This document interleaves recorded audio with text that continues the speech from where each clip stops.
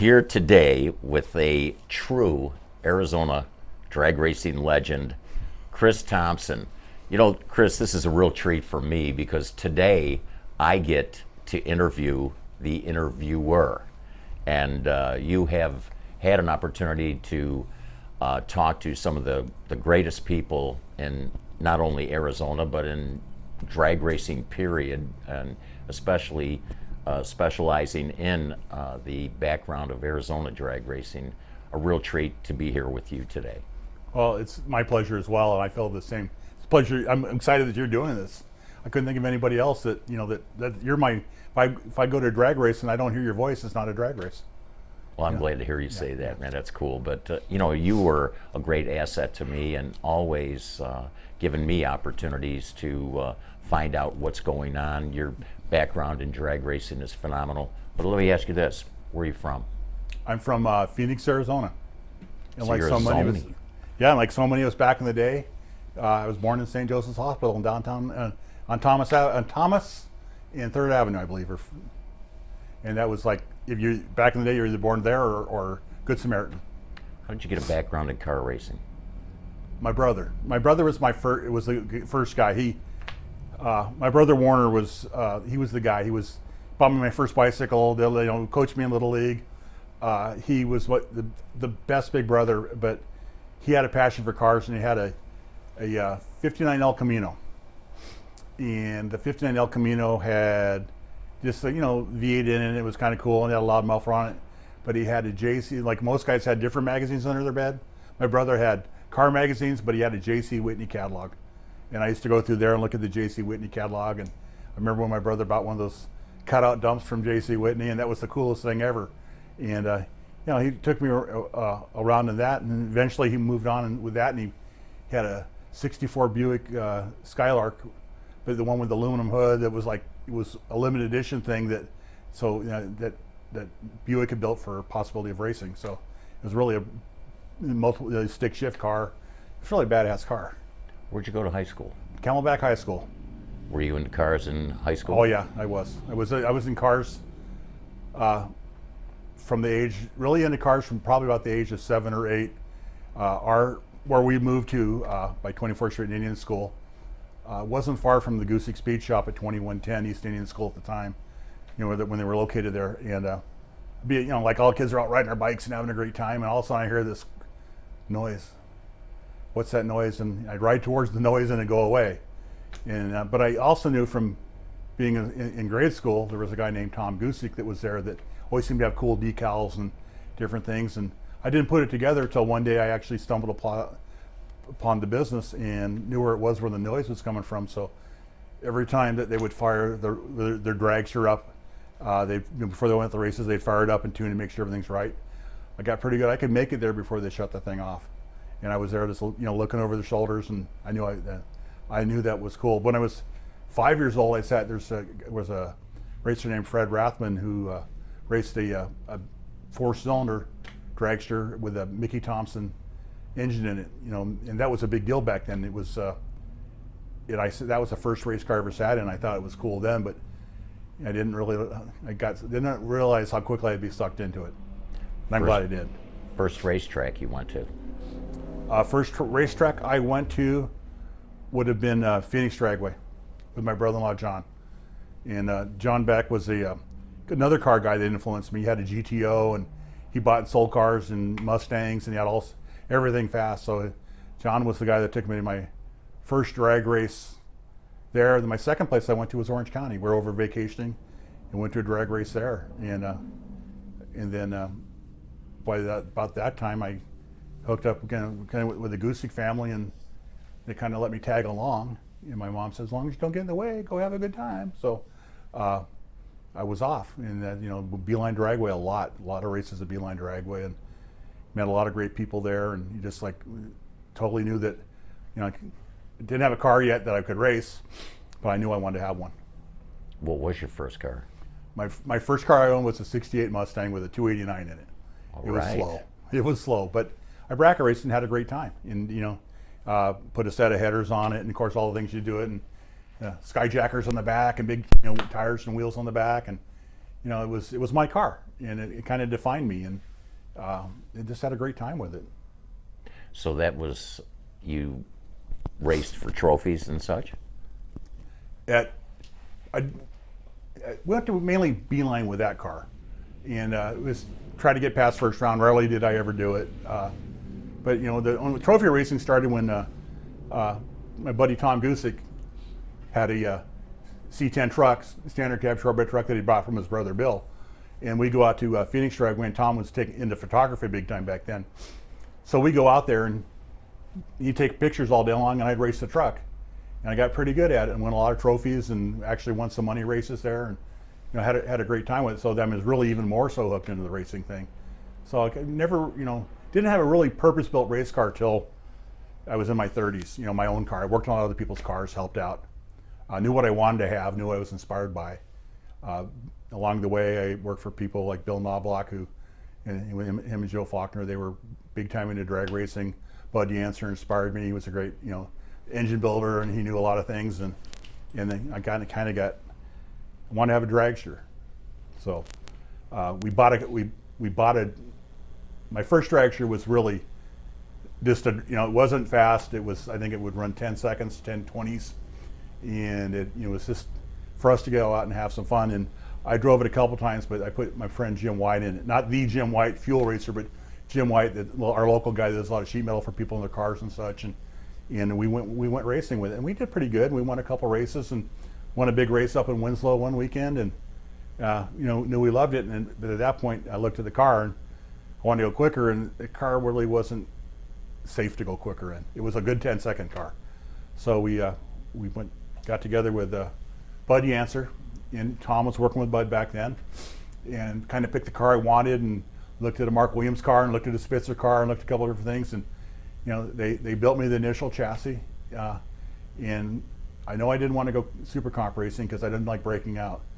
So put together a 331, and we went comp eliminator racing, C dragster. Didn't have the money for a clutch, so we ran automatic. And back in the days, there was no weight brake for an automatic like there is now. But we did pretty well with the car. And didn't win a race, but we held national records, and we go pretty far in division races, and just had a great time.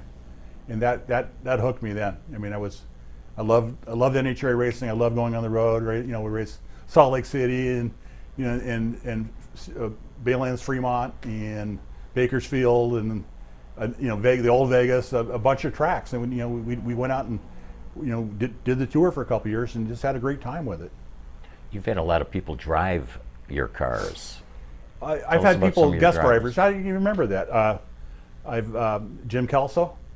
He got his license in my car. Dean Carter, even though the family had a dragster, his brother was driving the car, so Dean drove my car. And Dean's gone on to do very well in drag racing, but he broke in my dragster, and you know, and I've you know, I've driven it myself. You know, that car, it was a great car, and but Jim White was the main guy. Joe Faulkner drove it. Jim couldn't go to Indianapolis one year; he just couldn't get the time off. And so we wanted to go racing Indy, and you know, Jim was okay with Joe driving the car. I wouldn't have done anything. Jim helped put the car together, did the body on it. You know, it wouldn't have been complete without him, and helped with Johnny West from Johnny West as well. But Joe and I and his family, and we went back to Indy. Tyler Krause and his family was our crew guy, and we had a great time. And you know, Joe drove it there, and I think he drove it one time at Pomona. And they're great people. We raced with a lot of great people. Bill Moropoulos was probably the guy that helped me the most, and we had an issue with the car. It was we're having a hard time tire shake. And the old adage was, you know, what causes tire shake? Too much pressure, not enough pressure. You know, all the things. So I went to him, and we ran against him. And Bill, you know, took me aside and says, "Look, I'll help you, but don't." You know, I don't want you going and asking everybody else what their opinion is as well. And I looked at his card, it had a number 1 on it. And I go, okay. And I didn't. And he walked out, looked at the car, said, do this, this, and this. And it worked. So from that point on, you know, so later on, we actually hurt our engine at Pomona one time. He loaned me an engine. That's what I like about drag racing. You know, you got good people around you. And Marv Ripes helped us with the transmission. And he was quite surprised with the first time we went to the Fall Nationals at Firebird. And we ran under the index. Which was my main goal, was just to go out and run under the index. And after the race was over, Marv Ripes came up and says, "Send me the converter back." He says, "I wasn't sure with your combination or automatic. Maybe you just would end up being like a 790 car, but obviously." So he gave us we ran like 8.0s and sent the converter back, and our next race was in Fremont, and the car dipped into sevens for the first time, and we were definitely bit. You were talking about the Gusick Speed Shop on Indian School.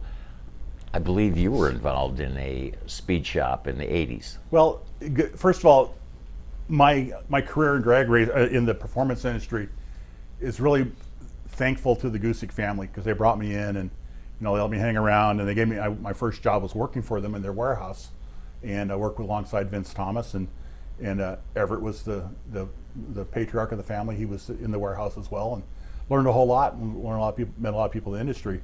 And Everett was a great man, and he came to me one day and says, "Look," he goes, "this business isn't such where you're going to get a gold watch at the end, and so I encourage you. I don't want you leaving, but if something else comes along, you should probably try it." So I left. I had an opportunity to go to work for Bill Knobloch at Performance Wheel and Speed, and I took that job, and I worked alongside Bob DeYoung, and Billy Knobloch was this like fantastic engine guy and car guy, and that helped me along the comp limiter deal. But I learned a lot there, and then Service Center, the old Service Center stores, they moved to town, and they offered me a job. And the deal with Billy was, there with the competition between super shops, and the Gusicks were going strong, Lopers was going strong, super shops. If I said it, didn't say already, they were strong. And then SC came to town to replace. They took over the old National Performance stores, and they came with a lot of inventory, so things slowed down at working for Knobloch, and kind of was in a situation where he didn't need me anymore. So took a job with Service Center and went and learned a whole lot more on a national basis, and then that led me to doing the best thing I've ever done, and probably the worst paying job I ever had, and that was owning my own speed shop. So it's Performance Plus. We used to be on 43rd Avenue in Dunlap, and the best times though. I mean, working with people in their cars and their projects. They'd all come in and they'd want to pick my brain, and they knew we ran that car, so they brought a lot of people in, filled a lot of nitrous bottles, sold a lot of parts, and then kept moving forward. And it was never really truly financed the way it should have been financed. And in the late 80s, we had the savings and loan debacle, where we had Lincoln Thrift and a bunch of the thrift banks. They started failing. At the same time, Palo Verde ended up, and we used to get a lot of customers from Palo Verde. So I ended up closing the store, and I kind of drifted for a little bit, and got an opportunity to go work for Mr. Gasket on the manufacturer side, and took off from there. Actually, too, with being involved in a speed shop, you had the availability to meet a lot of the representatives from different companies, which helped you out with Mr. Gasket, who had such a wide variety of stuff and was so successful in being here from Phoenix also. Well, one of the things about working for Mr. Gasket, they hired me Bob DeYoung got me the job there, my good friend Bob DeYoung, and they needed an administrative assistant. It didn't pay really well. I was getting ready to go back to school full time and get a degree, and I had this opportunity, and Kath and I talked about it. I said, I got to take this chance. And I went to work there, and they started seeing what I knew I sold a lot of headers, and I was working for the exhaust division. And at back at the time, the brands that they had, Cyclone, Blackjack, and Thrush, they were good, but they weren't great. And I was able to tell them how I sold against them and what was better. And they listened to me a lot, and next thing I was a product manager and a brand manager, and eventually the marketing manager for the exhaust division. But everything learned in the speed shop business from day one, working for the Gusick family, has applied to my working for manufacturers. The consumers are a wealth of knowledge. If you listen to people, they can tell you a lot of things.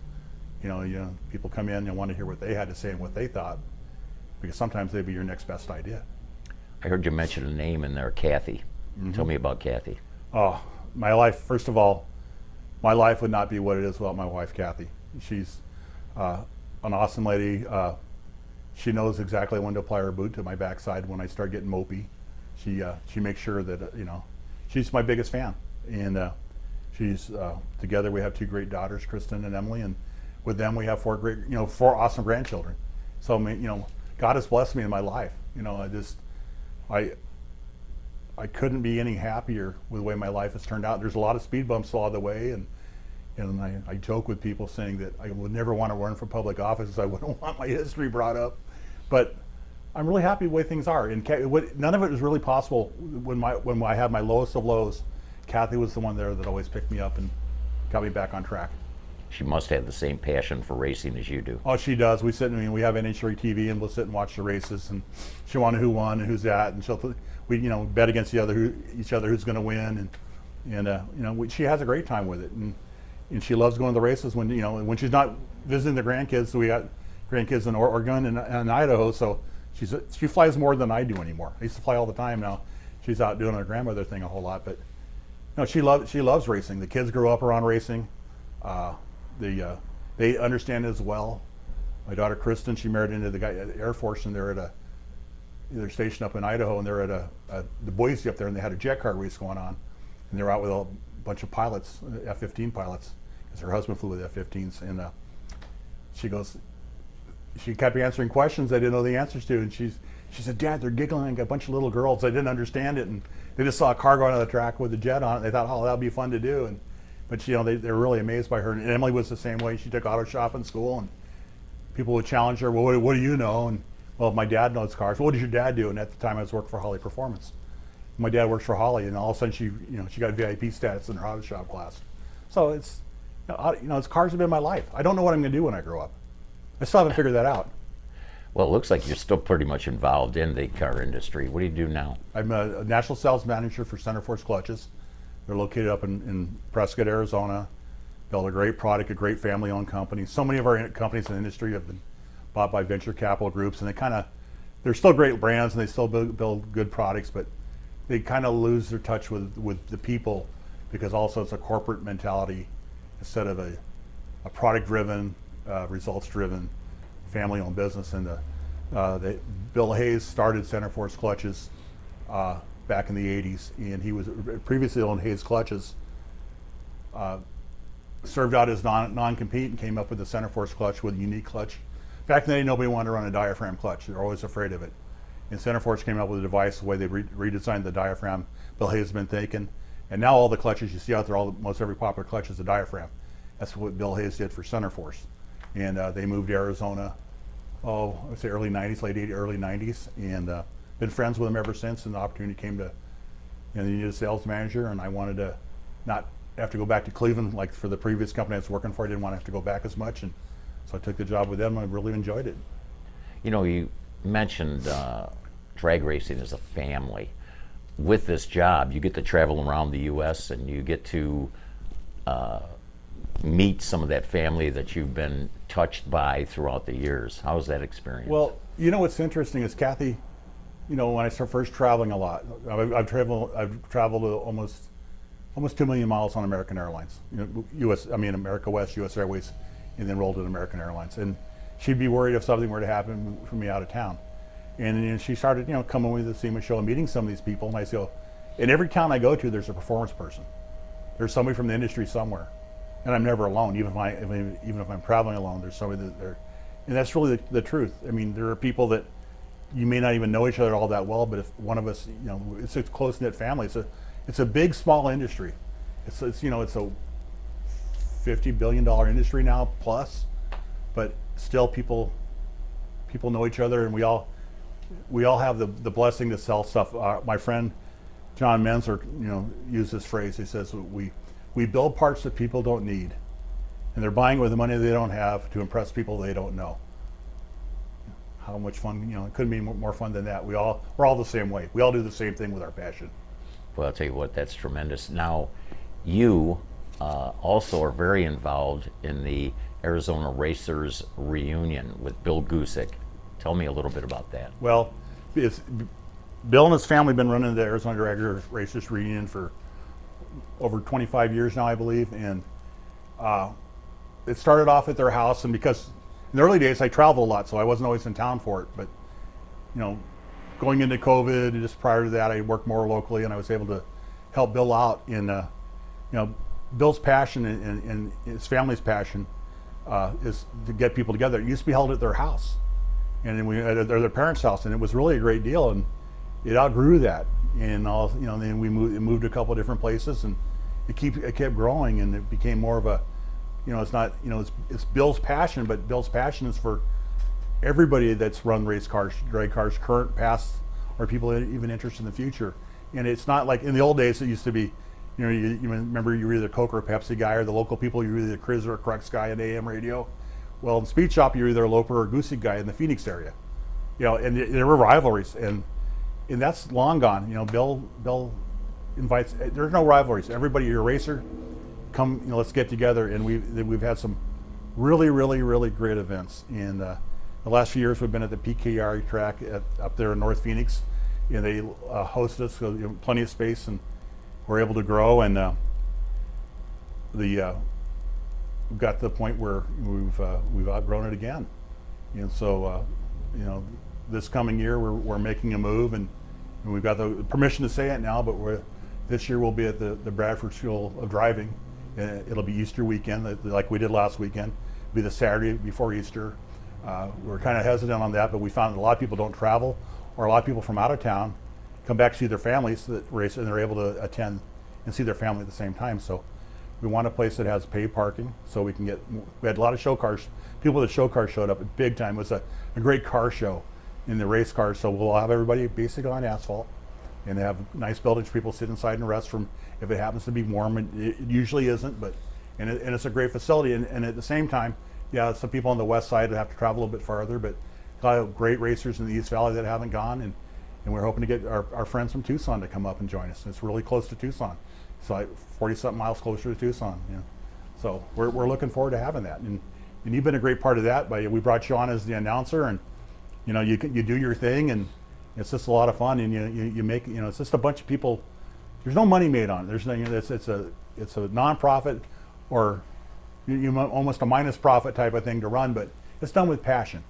And we're in the process now of hopefully bringing some people in for the next gen to run it. None of us are going to be here forever, but we don't have no plans to go anywhere. It's still Bill's event, and he puts a lot of sweat and tears into it, and blood, sweat, and tears, but we've got great volunteers. Our Glendale Timing Association Car Club, they come out and they work the gates, and Don Gainey helps stripe the parking lot, and we just a lot of help from a lot of people to make it happen.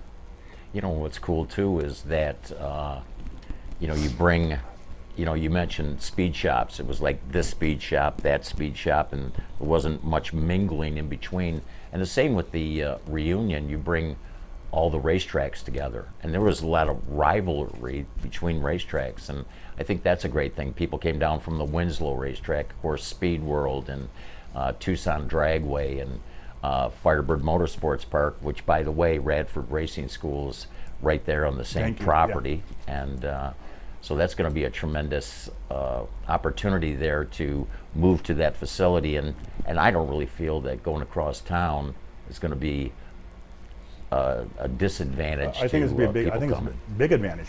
And plus, too, the Cackle Fest and an opportunity there to induct people into that Racers Hall of Fame. And that's what's really great about this whole program that you've and Bill have worked on about drag racing legends. There are so many people and that are so deserving of wanting to know their story. We want to know their story, and like to hear your background, and for me to have an opportunity to talk to the interviewer. But it's a lot of fun. This was kind of Bill and I bouncing something off, but he really said it's really Bill's idea, and it would be cool if we could do this. And and I had done some videos in my involvement with SEMA and different things I've done, so I knew the importance of getting people on film. If we get the videos made, they last forever. And the missing link though was a videographer, and Mr. Mike Beakey stepped up, and this is a nonprofit deal as well, and this is all volunteer, and this part's the easy part. Doing the interview, sitting here, the filming's easy, but Mike then goes and probably puts another 2.5 hours in each video, and he's done a great job of producing our videos, and it would not be possible without Mike as well. And it's fun to do. I put a deal on our Facebook page about suggestion, people to who your legends were, and we got some names off of that. And I kept looking, and then I started, well, how about if I go to these people and look who their friends are on Facebook? And we were sitting there, we'd always had to be, oh, who can we think of to do next? Who can we think of to do next? And by the time we were done, we now have a list of at least almost 100 people that are possible people to interview. Phoenix, Tucson, some people from up north. And we want to keep doing this. We're not anywhere finished yet. We took a beating during the COVID time, and people didn't want to come out, and it was hard for us to get together. But this is our third week in a row of filming, and it's awesome. I get a great satisfaction. Red Greth and Mike Finley and Barry Norman and Thelma Gusick, and there's several people that are no longer with us. We're able to get on film and get their memories of Arizona drag racing, and that's what's really important to me. Facebook page? Arizona Drag Racing Legends.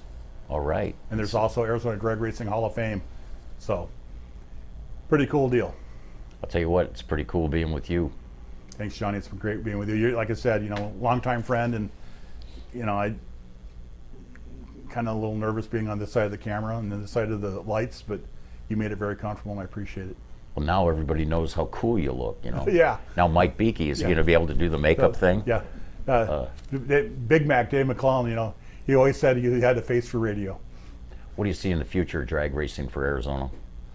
Right now, I'm very excited. I know we have a few years at least to prove ourselves at Firebird Motorsports Park, and Tucson Drag Race seems to be going strong, and there's a number of no prep little operations running here and there. They pop up on different weekends and such.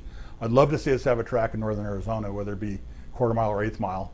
Like Phoenix is big enough to have a secondary track, but right now we're just blessed to have what we have, and we have some of the premier tracks in NHRA, Wild Horse Pass, Firebird Motorsports Park, long history drag racing. People kind of think of it as they've been here, think, oh, it's a relatively new track, but it's been around longer than Lyons ever was, or Orange County, and a lot of the other drag strips, famed drag strips, it's outlived them. And Phoenix keeps growing, and we need a drag strip. But right now, I bought a second race car when we weren't sure we were going to have a drag strip. That's how confident I was we're going to have a drag strip. Hey, one other thing. Tell me about that race car. Which one? The one you got, the funny car now. Well, it's an altered funny car. It's just a fun deal. We ran with the Western Fuel Alters, a group that Jim Maroney ran. We did a lot of racing in Tucson, Albuquerque, Summit, Wild Horse Pass. I have a great time. My buddy Brian Ashworth drove it for a long time, and he went through a liver transplant, which I know you're familiar with organ transplants, and so it kind of took him out of the seat for a while. And we've had a couple other people in there, but Dylan Winissy's driving the car now, an up and comer, and his funny car's not going to be ready till the fall, and we put him in there and just having a great time. It's the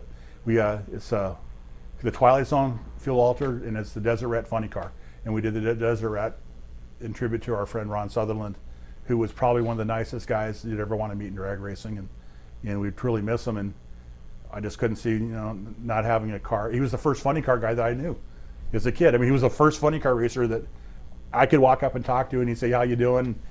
Joke with me and have a good time. And he mentored me big time. Was a big friend. So we're proud to run the Desert Rat on the funny car body. I'll tell you what. Who do you want to thank for your, like mentor for you? Who do you look back on? Mentors.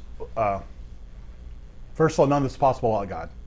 Okay, having Jesus in my life has made a big difference in who I am and the person I really hope to be. But I've had great people. I had in the speed shop business, Everett, Gusick, Bill, Tom, brother Jim, sister Debbie, and mom Thelma. I was actually considered the other Gusick brother that didn't know I was around him so much, and they led the way. Bob DeYoung, definitely. John Mensler, our buddy John Mensler, who was just a great guy who loved people, and he turned his life around many years ago, and we used to fight like brothers and ended up being the best of friends. In the industry itself, there's people that are not from Arizona, but having the chance to working for Joe Rudka and Mr. Gasket, I learned a lot from him, and what to do and what not to do. And a guy named Gary Biggs, who was my main mentor that helped me on the manufacturing side. I've worked for some great companies along the way. John Levitz gave me a big opportunity at Arid Filter Company. We were there for 13 years and grew the company big time and did such a great job that K&N bought us. So I was, I've been very blessed. So I've been able to say in Arizona, live in Arizona still and work in the industry. It kind of grew up around me. But there are a lot of mentors. There are people, Bob DeYoung. Bob DeYoung was like, hey pal, you know, you'd sit me down and talk to me, make me feel comfortable with what was going on. Just peer-to-peer relationships. You know, I've just been very blessed to have the right people come to my life at the right time. And I try to, you know, I'm really thankful. I'm thankful you're still here. You know, it wouldn't be the same without you, Johnny. Well, I'll tell you what, I know you're doing a fantastic job with the Arizona Legends and, of course, with the Hot Rod Reunion, the Arizona Racers Reunion. And I know you're going to carry this on as long as you can. And it's a real treat because, Chris, you are truly one of the Arizona Legends. Thank you, Johnny. I appreciate it.